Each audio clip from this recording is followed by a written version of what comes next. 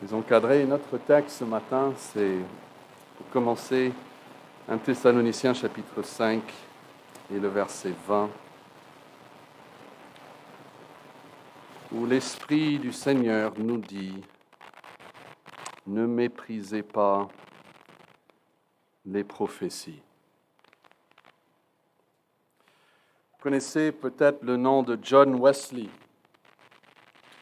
Il était un prédicateur anglais du XVIIIe siècle qui a été puissamment utilisé par Dieu dans ce pays pour apporter le réveil.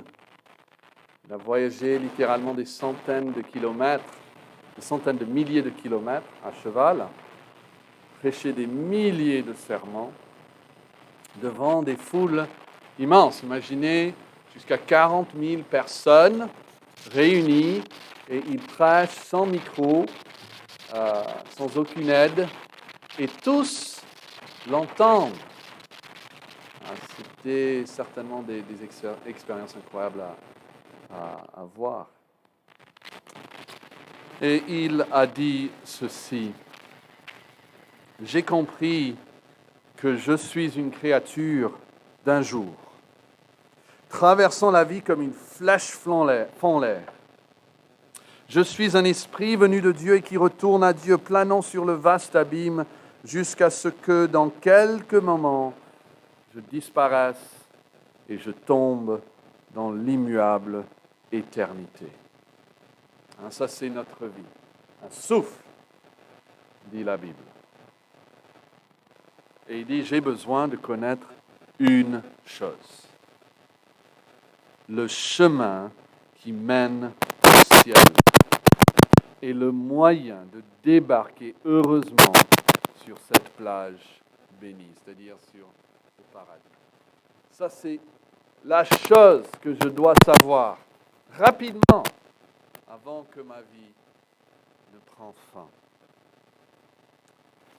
Si vous deviez donner votre vie à une seule chose, pourriez-vous penser à une connaissance plus importante à posséder que le moyen d'aller au paradis? Jésus a dit, à quoi ça sert? On gagne tout le monde et on ne trouve pas cette connaissance. Et notre texte aujourd'hui fait une affirmation très importante qui ne peut être négligée. Et c'est que Dieu parle aux hommes. Il y a un Dieu et il parle aux hommes. Il communique sa pensée aux hommes. Nous avons dit qu'une définition simple de la prophétie, c'est la transmission de la parole de Dieu à l'homme. Mais n'oublions pas que même dans cette définition, il y a cette affirmation qu'il y a un Dieu et il parle, il communique, il se dévoile à l'homme. Mais nous devons reconnaître que dans l'histoire de l'humanité, il y a en fait eu très peu de personnes à qui Dieu a parlé directement. Très très peu de gens dans le monde à qui Dieu a parlé directement. Même au roi d'Israël. Écoutez ce que Samuel dit à Saül, par exemple, en 1 Samuel 15. Je crois que vous connaissez un peu ces versets. Il lui dit, donc Samuel parle au roi, il dit, « Pourquoi n'as-tu pas écouté la voix de l'Éternel? Pourquoi t'es-tu jeté sur le butin et as-tu fait ce qui est mal aux yeux de l'Éternel ?» Samuel dit, « L'Éternel trouve-t-il du plaisir dans les holocaustes et les sacrifices comme dans l'obéissance à quoi? À la voix de l'Éternel. Voici l'obéissance vaut mieux que les sacrifices, et l'observation de sa parole vaut mieux que la grâce des béliers. » Mais est-ce que Saül a entendu directement la voix de Dieu? Il dit, il faut obéir à la voix de Dieu. Est-ce que Saül a entendu directement la voix de Dieu? Oui ou non? En fait, non. Dieu lui a parlé à travers un prophète. Samuel était un prophète. Et David était une exception, mais la grande majorité des rois d'Israël et de Judée n'ont jamais entendu directement la voix de Dieu. Dieu ne leur parlait qu'à travers des prophéties qui leur était donné, écoutez ça bien, par des hommes spécialement choisis par Dieu, mais certains, la plupart probablement de ces hommes, étaient en dessus, si on peut le dire comme ça, du roi, socialement et autrement. Certains de ces hommes étaient des simples travailleurs agricoles. La prophétie d'Amos commence ainsi. Parole d'Amos, l'un des bergers de Tekoa. Alors vous savez que même dans le Nouveau Testament, les bergers n'étaient pas très bien prisés ou respectés. Et là, la parole de Dieu vient à travers un simple berger. Et peu d'entre eux étaient issus de la noblesse. C'était une leçon d'humilité pour le roi. Imaginez-vous en tant que roi, obligé de recevoir les paroles faisant autorité d'un Dieu qui est au-dessus de vous, même en tant que roi, mais qui vous sont données par un homme qui vous est inférieur.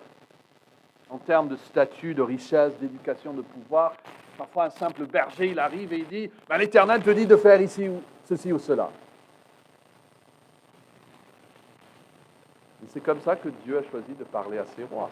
Et Dieu nous parle aussi à travers les hommes. Paul dit aux Corinthiens, car j'ai reçu du Seigneur ce que je vous ai enseigné. Nous, on reçoit, les Corinthiens ont reçu la voix de Dieu à travers Paul, pas directement. Et Paul dit donc aux Thessaloniciens, notre texte d'aujourd'hui, ne méprisez pas les prophéties. Dieu a des messages pour nous. Et ces messages viennent à travers les prophéties. Et pour pouvoir bien appliquer cet ordre, nous devons pouvoir bien identifier ce que sont les prophéties. Parce que tout au long de l'histoire de l'humanité, il n'y avait pas seulement des vrais prophètes de Dieu, mais il y avait aussi des faux prophètes de Dieu, des faux messages de Dieu. Et nous avons vu dans la parole de Dieu et dans l'expérience du peuple de Dieu qu'il y avait des formes, qu'il y avait en fait deux manières de prophétiser, deux formes différentes de la prophétie. Et ça, je vous donne juste en guise de rappel, il y a cette nouvelle révélation donnée directement par Dieu, donnée immédiatement, c'est-à-dire ça ne passait pas par un médiateur, ça venait directement de Dieu. Et puis la deuxième forme, c'est la proclamation, l'explication, l'application de la parole de Dieu déjà révélée. Cette répétition, cette application, cette explication de la parole de Dieu est elle-ci aussi une forme de prophétiser. Et nous avons déjà lu et vu les exemples bibliques, donc nous n'allons pas revenir là-dessus, mais je pense que nous pouvons tous comprendre la distinction et pourquoi les deux sont des formes de prophétiser. Alors, je vais vous donner un exemple, j'espère, pour vous aider. Imaginez que je lis une phrase de Victor Hugo. Et pour être précis, je devrais dire, ok, Victor Hugo a dit, et puis je peux vous citer une phrase. Mais ça fait longtemps depuis qu'il l'a dit, n'est-ce pas? Et il est mort maintenant depuis longtemps. Donc, je vous dis ce qu'il a dit, mais comparez cela à un ambassadeur. Imagine que vous êtes l'ambassadeur de la France pour la Chine.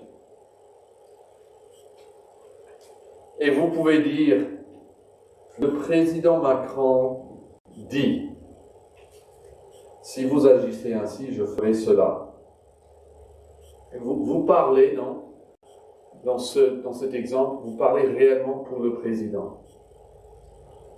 Et ce que vous pouvez dire aux autorités étrangères, ce que vous faites avec mes paroles entraînera une réaction de sa part. Vous voyez la différence en fait énorme qui existe entre une phrase répétée de Victor Hugo, qui est mort, et l'ambassadeur qui parle de la part d'un président qui est actuellement en fonction, actuellement vivant. L'ambassadeur, même s'il n'a peut-être pas parlé directement avec le président, peut-être c'est un des ministres qui lui a communiqué l'information, il sait que quand il parle pour le chef d'État devant cette puissance étrangère, il parle réellement pour lui, il est toujours vivant, il est toujours là, et donc il peut dire le président dit. Il n'a pas besoin de dire, bon, le président a dit dans le passé, mais aujourd'hui je ne sais plus ce qu'il pense. Non, non, il sait que ça c'est actuel. Et la puissance étrangère, celle sait qu'elle est face à la pensée du président français, même si elle n'a pas accès, elle n'a accès qu'à son ambassadeur. Alors, appliquons cela à la prophétie de Dieu. Quand vous dites à quelqu'un, crois au Seigneur Jésus et tu seras sauvé.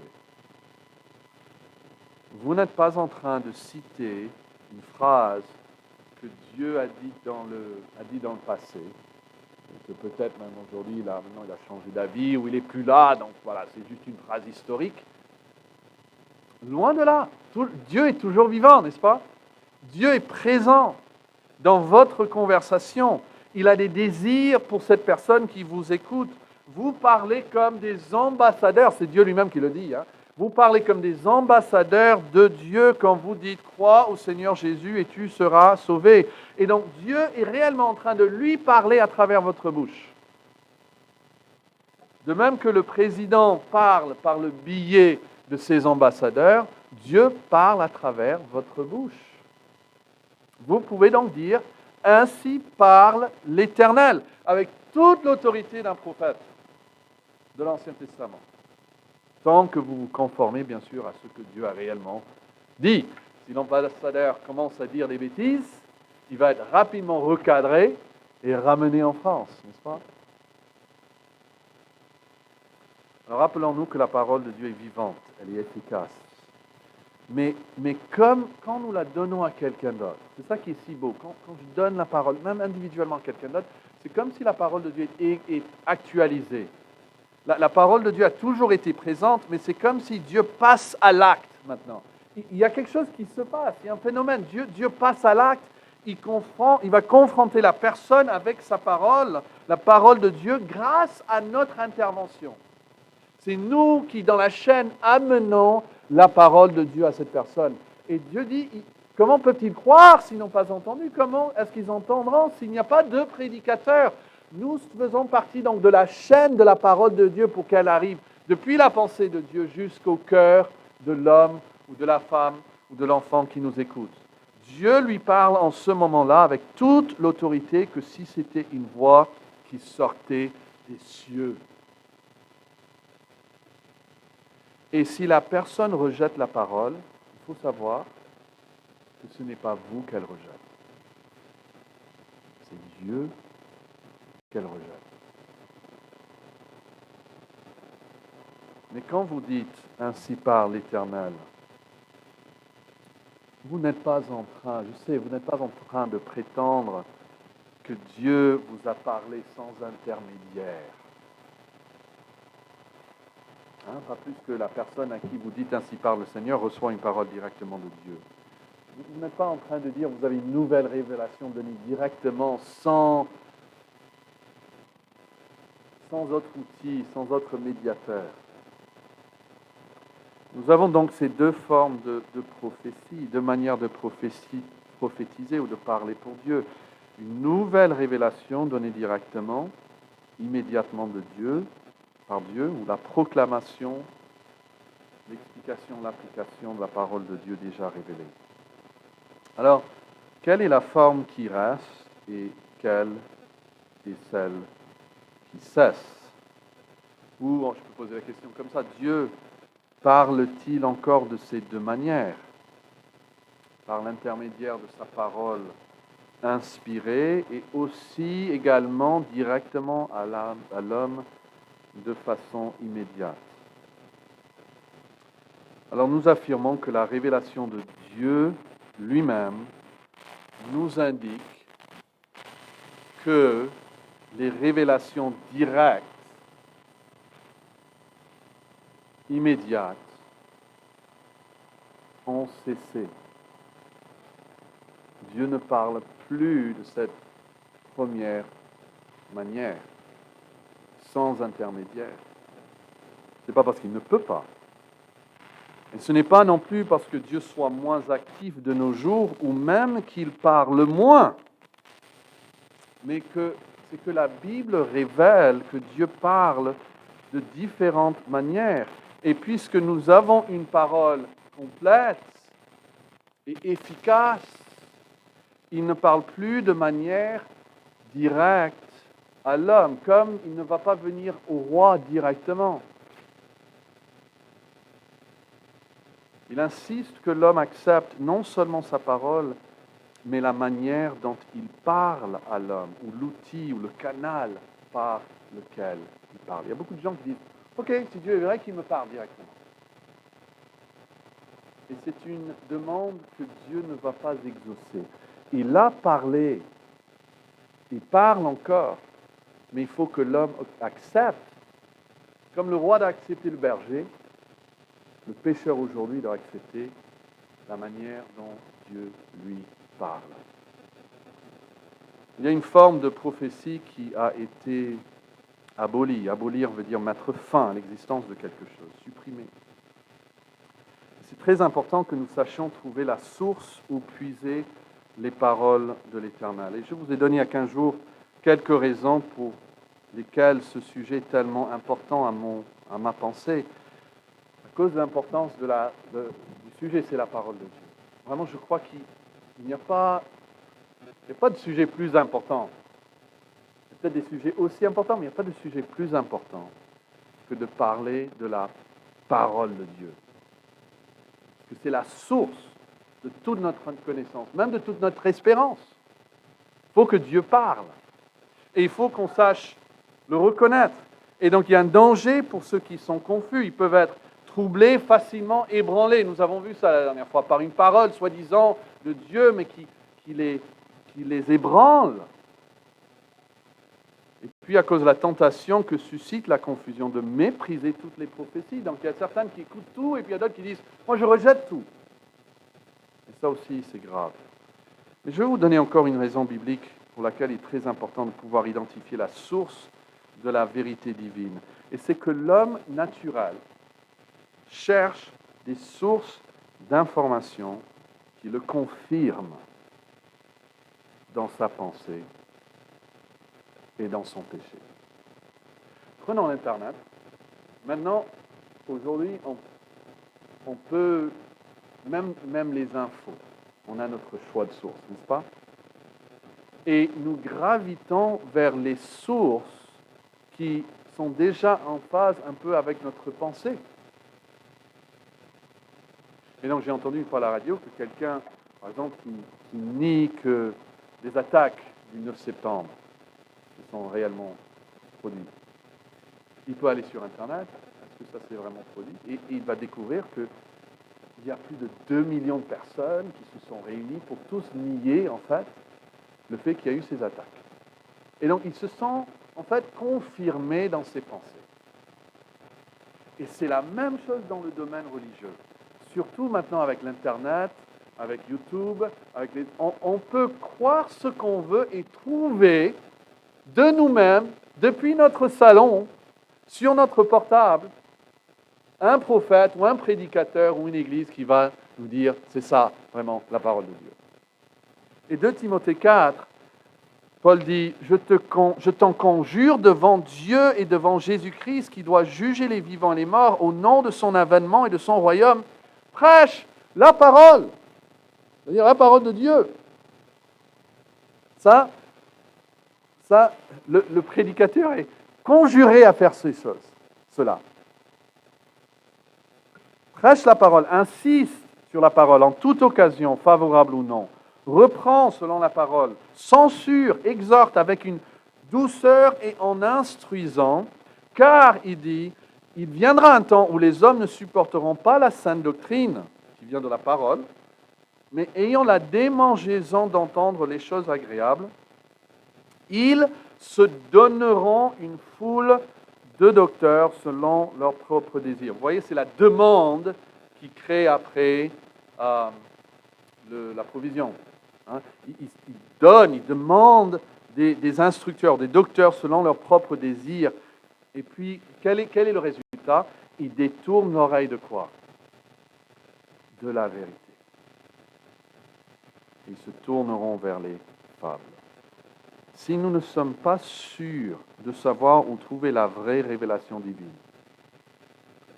s'il existe une multitude d'options à ma disposition, je vais naturellement graviter vers les sources qui me plaisent le plus. Pourquoi faire autrement? Moi, je ne viens pas à la Bible parce que j'aime tout ce que me dit la Bible, forcément. Je pourrais faire comme certains, je choisis cela, mais pas cela, et puis chacun a sa sauce. Je regardais hier soir le culte d'une église évangélique aux États-Unis. Cela ne date de que quelques semaines. Mais aux cris et aux applaudissements de l'assemblée, le prédicateur prophétisait que les États-Unis, alors je dis ça en France, les États-Unis n'allaient pas être humiliés, mais plutôt exaltés. Que le pays n'allait pas connaître la défaite, mais la victoire. Et que Dieu allait utiliser, il a dit, notre Église, notre ville et notre État pour apporter le salut à tout le pays, car nous sommes les vrais pionniers. Et cela m'a frappé, parce que le matin même, j'avais lu en Jérémie de comment les faux prophètes ne cessaient de prédire que Jérusalem allait être délivrée, que la ville n'allait pas être prise par les Babyloniens, que le temple n'allait pas être brûlé, comme disait Jérémie, mais protégé. Et même il y a un prophète qui se lève et dit, dans 2 ans, tous les captifs qui ont déjà été amenés, Daniel avait déjà été enlevé à cette époque-là, Dieu va les ramener. Et bien sûr, à qui le peuple écoutait? C'était un beau message, mais c'était faux. Et ces messages, soi-disant prophétiques, sont très, très courants à notre époque. Et je suis convaincu que l'un des résultats, c'est qu'ils éloignent les gens de la vraie vérité, la parole pure de Dieu. Et j'ai parlé à des personnes qui passent facilement des heures à écouter des prophètes, des prédicateurs sur YouTube, facilement, me disent. Et ils le trouvent trop difficile de passer 20 minutes à lire la prophétie qui se trouve dans la Bible. La parole de Dieu. Et s'il y a une chose que je veux graver dans vos cœurs, c'est l'amour et le respect pour les paroles de Dieu. Je dis ces choses parce que je suis convaincu que Dieu a parlé et qu'il nous parle. Il faut donc bien identifier la source. Il faut savoir où aller trouver les paroles de Dieu. S'il y a vraiment un Dieu et s'il a vraiment parlé, je ne peux penser à rien de plus significatif que de pouvoir bien identifier où se trouvent les paroles de Dieu, de pouvoir les localiser. Est-ce que Dieu révèle toujours de nouvelles prophéties par ici ou par là-bas? Ou est-ce que Dieu nous a déjà donné tout ce qu'il nous faut pour cette vie et pour l'éternité? Est-ce que nous l'avons déjà? Est-ce que nous cherchons ailleurs peut-être ce qui est déjà entre nos mains? Nous trouvons d'abord les tout premiers mots d'Hébreu, l'épître aux Hébreux, et puis nous allons regarder 1 Corinthiens 13 aujourd'hui, ces 2 passages. Mais je vous montrerai dans ces versets que la dernière et la plus grande parole de Dieu vient par le Fils incarné. En tant qu'Église, nous soyons vraiment solides là-dessus. Où se trouve la parole de Dieu? Hébreux 1 dit, après avoir autrefois, et à plusieurs reprises et de plusieurs manières, parlé à nos pères par les prophètes, Dieu, dans ces derniers temps, nous a parlé par le Fils. Et après, il va continuer à décrire pendant des versets qui est le Fils. La révélation que Dieu donne est ici divisée, vous avez vu, en 2 grandes périodes de temps. Autrefois, et puis ces derniers temps. Alors, si nous sommes dans les derniers temps, c'est qu'il n'y a pas de 3e période, il n'y a rien qui vient après les derniers temps. sauf l'éternité où il n'y a plus de temps. Il n'y a pas de troisième période de temps. Et Dieu considère, donc toute cette période, c'est pas qu'ici, mais on voit aussi, je crois que c'est en Éphésiens, que toute cette période qui commence avec la venue de Christ et qui continue jusqu'à aujourd'hui, jusqu'au retour de Jésus-Christ, Dieu les appelle les derniers temps, ou ces temps qui sont les derniers. Et dans ces derniers temps, il nous a parlé par le Fils. Ce point est important car il nous montre pourquoi le flou de révélation doit s'arrêter quelque part. Après avoir autrefois, et à plusieurs reprises et de plusieurs manières, parlé à nos pères par les prophètes, Dieu, dans ces derniers temps, nous a parlé par le Fils. Il écrit à des gens qui n'ont jamais vu le Fils de leurs propres yeux, mais il dit qu'il nous a parlé par le Fils. Il ne dit pas même que Dieu nous parle par le Fils, ce n'est pas faux, mais que Dieu nous a parlé par le Fils. Notez par exemple, on trouve cette même formule en Osée 12, verset 5, des centaines d'années après la mort de Jacob. Il parle de Jacob, il dit, Jacob l'avait trouvé à Bethel et c'est là que Dieu nous a parlé. Notez que c'est là où Dieu nous a parlé. Osée proclame, en parlant de Jacob, qu'en parlant à Jacob, Dieu parlait aussi aux Juifs de son époque. Il dit, Dieu nous a parlé quand il a dit ces choses. Et donc, grâce à l'inspiration et à la préservation de la parole de Dieu, cette parole initiale, cette première révélation devient la parole de Dieu pour tous qui ont accès. Ce n'est pas que Dieu nous parle lorsque nous lisons la Bible, quoi que ce soit vrai, mais c'est que Dieu nous a parlé lorsqu'il a donné sa révélation. Quand Dieu a parlé à Jacob, il nous a parlé. Cette parole est pour nous aussi. Et l'auteur de la lettre aux Hébreux dit la même chose lorsqu'il dit que Dieu nous a parlé par son Fils. Quand Jésus est venu, Dieu nous a parlé. Jésus est apparu dans l'histoire à une date précise. Et donc, on peut le lier historiquement. Quand est-ce que Dieu nous a parlé? On peut le dater dans les calendriers. Et il y a donc un achèvement implicite dans cette affirmation. On ne peut pas avoir un flou incessant de paroles de Dieu qui ne soit pas lié à la venue de Dieu, parce que Dieu nous parle par le Fils. Quelqu'un dit ceci, le contraste entre la manière dont Dieu a parlé autrefois, par l'intermédiaire des prophètes, et la manière dont il l'a fait plus récemment, en ces jours qui sont les derniers, laisse penser que ce que Dieu nous a dit par son Fils est le point culminant de l'histoire de la rédemption et sa dernière et principale révélation à l'humanité. C'est-à-dire, on ne peut pas arriver plus haut que ça. Il nous a parlé par le Fils qui est plus haut que tous les anges et que tous les prophètes.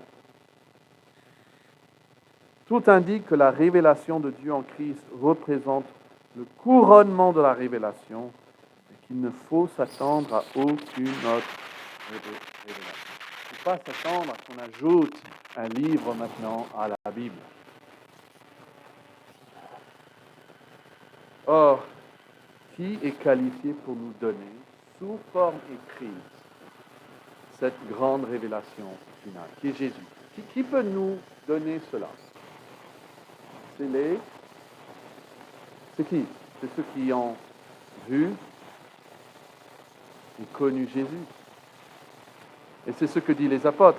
1 Jean 1, ce qui était dès le commencement, il parle de Jésus. Ce que nous avons entendu, ce que nous avons vu de nos yeux, ce que nous avons contemplé. Vous voyez, ils ont vu cette dernière et plus grande révélation. Nos mains même l'ont touché concernant la parole de vie, car la vie a été manifestée. Nous l'avons vue et nous lui rendons témoignage et nous vous annonçons la vie éternelle qui était auprès du Père et qui nous a été manifestée. Nous avons les écrits de ceux qui ont vu Jésus.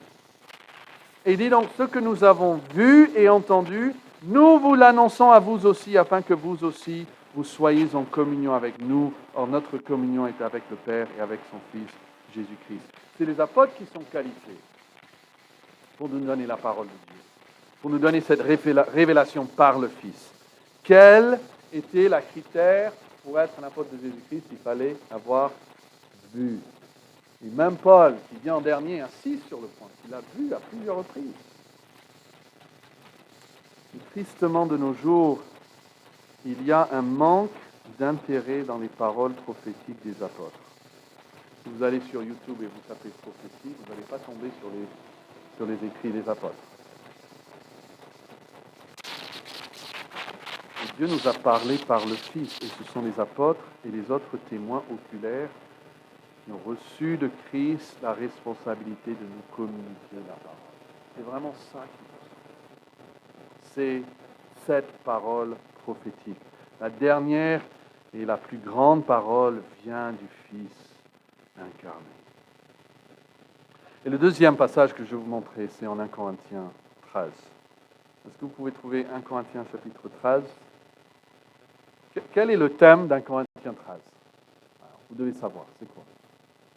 C'est l'amour. En partie. Si vous dites l'amour, vous avez la moitié de la réponse. L'amour, mais l'amour dans un contexte très spécifique. Parce qu'à partir du chapitre 12 et jusqu'à la fin du chapitre 14, il va parler des dons qui sont donnés dans l'Église. 12 à 14, et donc 13 se trouve au milieu. C'est l'amour dans un contexte très spécifique. Regardez le verset 1, chapitre 13. Quand je parlerai les langues. Regardez le verset 2. Quand j'aurai le don de prophétie. Au verset 8, il commence à parler de l'amour. L'amour ne périt jamais, mais l'amour n'est pas le seul sujet. Il parle de quoi par la suite? Des prophéties, juste après des langues. Et puis le don de connaissance. Donc les langues et les prophéties, ce sont des dons. Il a dit au début du chapitre 12, verset 4, qu'il y a une diversité de dons, mais le même esprit. Le mot grec pour don est le mot charisma. Donc, il y a diversité de charisma ou de dons, mais le même esprit. Et donc le thème ici, c'est les dons que Dieu donne. Et le thème d'amour est un sous-thème, si vous voulez, qui vient appuyer son enseignement concernant les dons de l'esprit. Donc on devrait dire peut-être, c'est l'amour face aux dons, ça c'est le thème, ou l'importance de l'amour dans l'exercice des dons, ou l'interaction entre l'amour et les dons. Et juste pour vous donner un peu la suite, le plan du chapitre. Les premiers 3 versets nous parlent de l'indispensabilité de l'amour. Il dit, enfin, en somme, ma valeur devant Dieu ne dépend pas des dons que j'exerce, mais de l'amour que je démontre. Dans ces 3 premiers versets, ce qui est en jeu n'est pas la valeur du don, mais la valeur de la personne elle-même. Il dit, quand je parlerai les langues des hommes et des anges, si je n'ai pas l'amour, je suis quoi? Je suis un airain qui résonne, ou une cymbale qui retentit. Quand j'aurai le don de prophétie, ou la science de tous les mystères, et toute la connaissance, il parle de don, la connaissance, quand j'aurai même toute la foi jusqu'à transporter les montagnes, si je n'ai pas l'amour, je ne suis rien. À la fin du verset 3, il dit, si je n'ai pas l'amour, cela ne me sert de rien. Donc nos frères et sœurs de Corinthe se valorisaient eux-mêmes à travers leurs dons. On peut le faire aussi, mais il faut réaliser que ma valeur devant Dieu, la joie même qu'il prend en moi, ne dépend pas des dons que j'exerce, mais de l'amour que je démontre. Et un parent, c'est ça. Il y en a un enfant qui dit, regarde ce que je peux faire. Et il le fait d'une manière brusque et méchante. Et le parent va dire, mais c'est pas ça que je demande. Et puis à partir du verset 4, il nous dit que ma sanctification ne dépend pas des dons que j'exerce, mais de l'amour que je démontre. Donc, mon caractère n'est pas façonné ou forgé par les dons que j'exerce, mais par l'amour que je démontre. Donc l'amour est patient. Vous voyez ça, verset 4? Il est plein de bonté.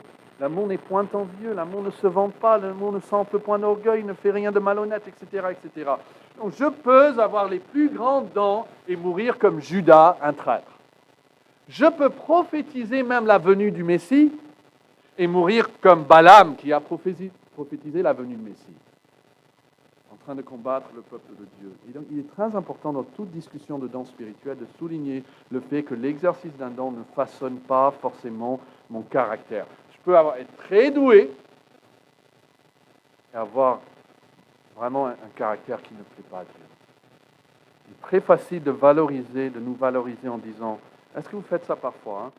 Vous savez, je vois qu'ils ont besoin de moi. Je sais que je suis utile. La question qu'il faut se poser, c'est, suis-je patient? Suis-je plein de bonté, etc.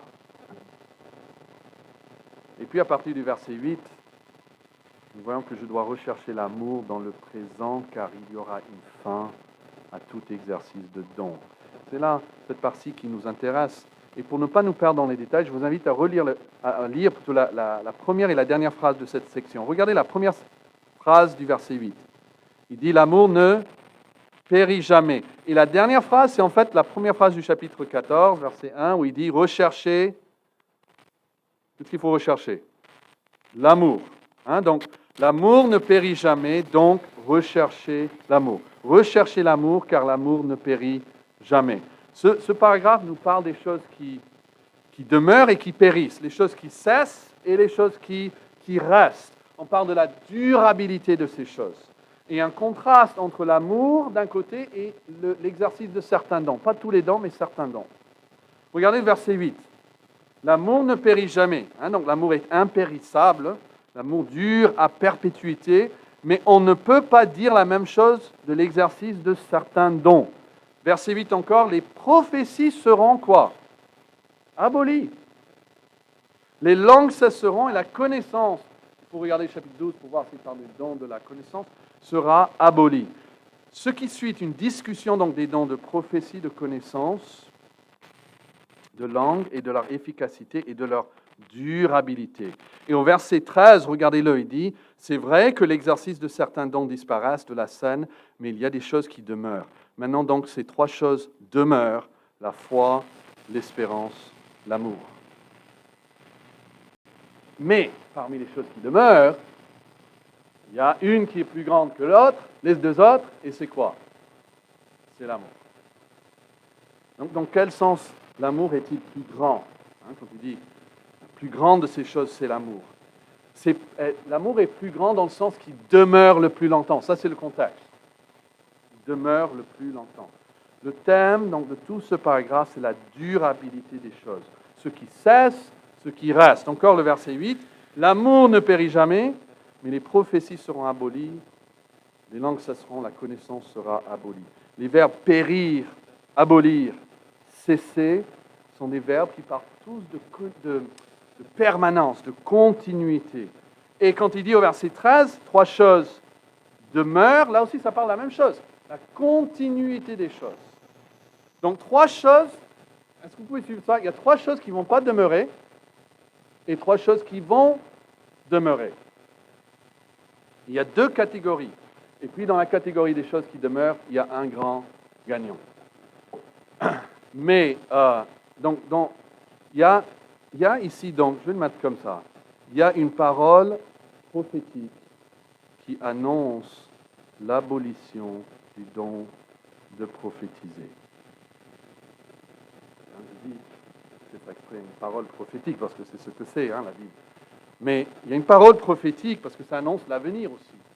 Et ça annonce qu'il y aura l'abolition du don de prophétiser.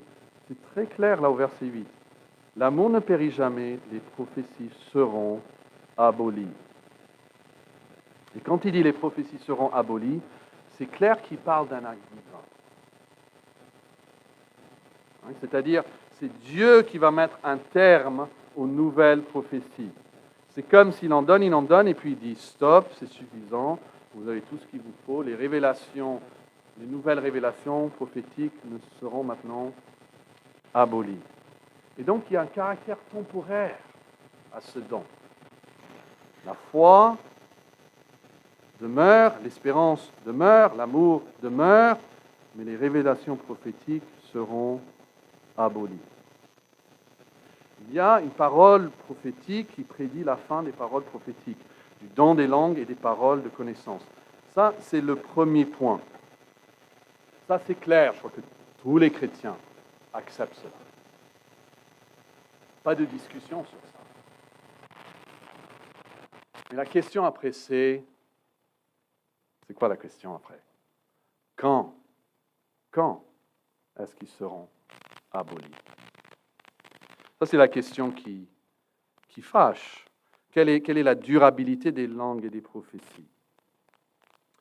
Sommes-nous en 2021 dans la phase 1 ou la phase B? On devrait voter pour décider. Si on prenait un vote parmi tous les évangéliques de France, le vote serait facile, que ces dons ne sont pas encore abolis. La période où nous vivons, les dons demeurent d'actualité. Et nous avons des vrais frères et sœurs que nous respectons, que nous aimons, qui sont de cet avis. Mais nous devons nous-mêmes aussi faire face à cette parole de prophétie. Regardez le verset 9. Car nous connaissons en partie et nous prophétisons en partie. Donc c'est l'activité de prophétiser. Mais quand ce qui est parfait sera venu, ce qui est partiel sera aboli. On retrouve les mêmes mots. La prophétie sera abolie, le partiel sera aboli. Et c'est clair que le partiel ici, c'est le fait de prophétiser. Il dit, nous prophétisons en partie, mais quand ce qui est parfait sera venu, ce qui est partiel sera aboli. Ce qui est partiel, c'est nous prophétisons en partie. Donc selon le verset 9, le caractéristique dominant des dons de connaissance, des dons de prophétie, est qu'ils étaient partiels. C'était des petits aperçus. Au lieu de voir tout le tableau, on voit des petites vignettes. Donc il y a, dans un sens, l'inachèvement inhérent de ces prophéties. Ça, c'était leur caractéristique principale. On arrivait à entrevoir de belles vérités, mais après l'exercice de telles prophéties, il y avait toujours l'impression qu'on restait sur sa fin. Il disait, nous connaissons en partie, nous prophétisons en partie. Et le partiel, ou traduit ici en partie du verset 9, est contrasté avec quoi du verset 10 ? Le parfait. Vous voyez ça, verset 10 ? Mais quand ce qui est parfait sera venu, ce qui est partiel sera aboli. La venue du parfait abolit le partiel, abolit les prophéties partielles. Le contraste donc est entre ce qui est partiel et ce qui est parfait. Quand on dit ce qui est partiel sera aboli, il parle de quoi ? Ce qui est partiel, ça parle des dons de prophétie. Il n'y a pas de dispute là-dessus. Si ce qui est partiel fait référence à une certaine forme de prophétie, de quoi parle-t-il quand il dit ce qui est parfait? Et là, juste pour être clair, c'est là où il y a une différence de pensée. Qu'est-ce qui est le parfait ici? Il y a certaines qui diront que c'est la venue de Jésus-Christ. Et plus tard, il va parler du fait que nous allons le voir même face à face. Je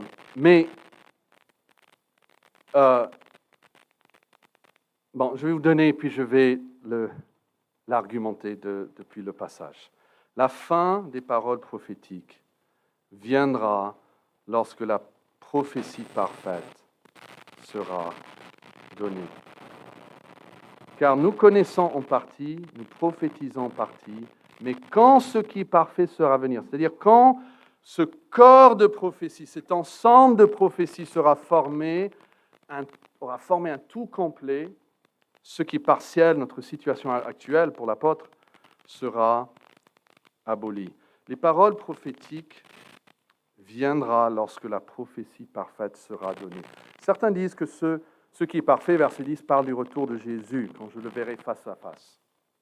Et j'ai dit, les amis, je respecte qu'ils disent cela. Mais je vais vous donner 4 arguments contre cette interprétation. Et puis vous allez devoir juger vous-même. Le premier, c'est que le mot, je ne mets pas là-dessus, mais le mot parfait ne veut pas dire parfait dans le sens du péché, quand c'est utilisé. Ça ne veut pas dire sans péché. On pense à quelqu'un est parfait, Jésus est parfait, il est sans péché. Par exemple, nous trouvons le même mot quelques versets plus tard. Au chapitre 14, verset 20, il dit juste à la fin, il dit « Soyez des hommes », et il utilise ce mot. Et c'est traduit dans notre traduction « Soyez des hommes faits ». En Éphésiens 4, 13, on trouve le même mot, c'est traduit, il parle de l'état d'homme fait, mature. Hébreu dit que la nourriture solide est faite pour des hommes, et encore ce mot. Pas des hommes sans péché, mais des hommes mûrs, matures, qui a toutes ces parties. Le mot décrit donc ce qui est complètement développé. Il y a un fruit qui n'est pas encore mûr, et puis ça devient parfait.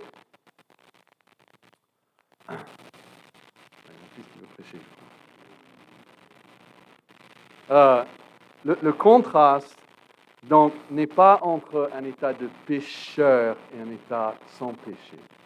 Pensez à ce mot mûr ou complet. Quand ce qui est complet viendra. Et puis deuxième argument, que le parfait parle de la Bible, en fait, la Bible entière. Le contraste est entre le partiel et le complet de la même chose, littéralement. Mais quand vient le parfait, le partiel sera aboli. Il y a donc le complet qui est comparé au partiel. Forcément, logiquement, les Corinthiens vont penser de la même chose.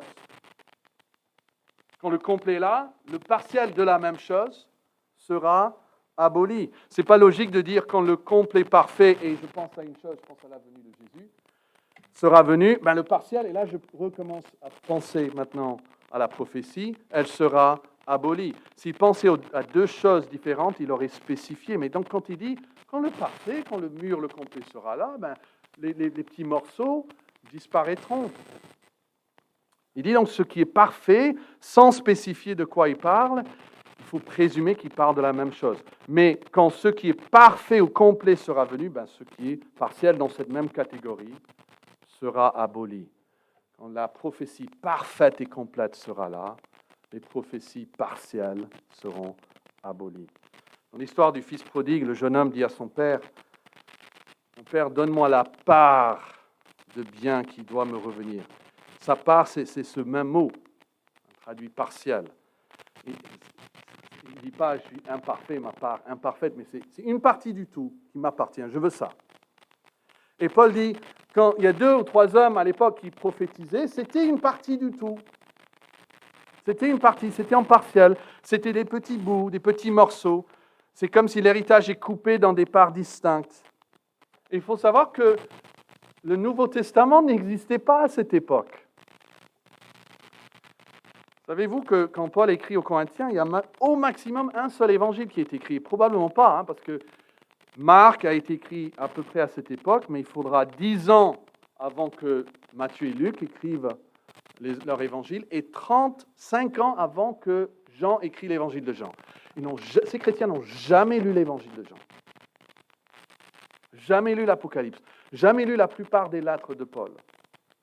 Il faut apprécier la pénurie dans laquelle ils vivaient face aux paroles de Dieu. Vous dites, mais ils avaient les apôtres. Oui, mais les apôtres venaient et puis partaient.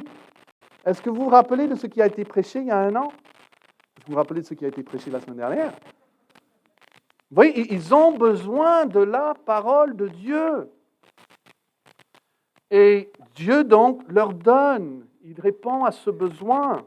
Il leur donne ces prophéties, mais ce sont des prophéties partielles. Et en l'absence des apôtres et d'une prophétie complète, Dieu leur parle à travers ses prophètes. Mais c'est un peu ici, un peu là-bas, c'est partiel. Et le Saint-Esprit voulait les préparer pour apprécier le canon du Nouveau Testament. Il ne voulait pas qu'ils soient contents de ce qu'ils avaient. Donc quand le canon arrive, ils disaient, non, on continue comme on était, on aime bien le partiel. Non, vous allez un jour recevoir le total, le complet, la parole parfaite, mûre, complète de Dieu. Et quand ça arrive, ces petites prophéties partielles disparaîtront. Le tout arrivera un jour. Ce n'est pas référence au ciel, mais prophétie. Il y a des prophéties fragmentées, et puis il y a une prophétie complète. Et puis il y a un troisième argument contre le fait que le parfait fait référence au retour de Jésus, c'est que la prophétie qui disparaît est mise en contraste avec quoi qui demeure. Réfléchissez avec moi. Il y a quelque chose qui demeure, et c'est la foi, et l'espérance et l'amour. La prophétie qui disparaît est mise en contraste avec la foi, l'espérance qui demeure, et qui à leur tour laisseront la place à la vue lorsque Jésus reviendra. Notez, il y a 2 triades. Une triade est un ensemble de trois choses. Il y a, verset 8, il dit « l'amour ne périt jamais », mais l'amour est contrasté à une première triade dont l'amour ne fait pas partie. Les prophéties seront abolies, les langues cesseront, ce don de connaissance sera aboli. Ça, c'est la première triade et elle cessera. Maintenant, regardez verset 13. Maintenant, donc, ces trois choses demeurent. Et ça, c'est une autre triade. Celle-ci demeure. La foi, l'espérance, l'amour. L'amour fait partie de cette deuxième triade. Mais elle se distingue même dans son propre groupe parce qu'elle est plus grande que la foi et que l'espérance. On peut l'imaginer comme ça. Je ne sais pas si ça va vous aider, ce schéma. Trois catégories. Il y a les prophéties, les langues et la connaissance qui seront abolies ou qui cesseront, ça c'est verset 8. Et puis, il y a la foi, l'espérance, l'amour qui demeurent. Et puis, il y a l'amour qui ne périt jamais. La foi, il ne dit pas que il dit pas ça de l'amour même et l'espérance. Il dit que la foi et l'espérance demeurent, mais l'amour, ne périt jamais.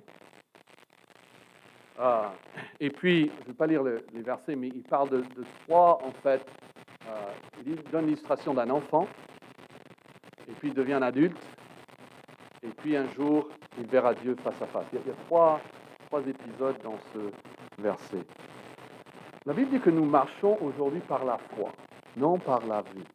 Mais un jour, nous le verrons. Nous ne marcherons plus par la foi. Nous marchons aussi dans l'espérance. C'était notre thème aujourd'hui. Mais il dit que si la chose est arrivée, ce n'est plus une espérance. L'espérance, il faut l'attendre. Un jour, nous aurons l'accomplissement de notre espérance. Donc, la vie au ciel ne sera plus caractérisée par la foi. Ce ne sera pas une marche de foi. Ce ne sera pas non plus l'espérance. On espère. Mais ça sera quoi? Ça sera l'amour.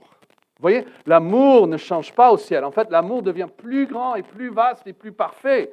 La foi, on n'a plus besoin de la foi. L'espérance, elle est accomplie. Mais l'amour, elle dure à perpétuité. Pierre dit, vous obtiendrez le salut de vos âmes pour prix de votre foi, ou comme récompense de votre foi.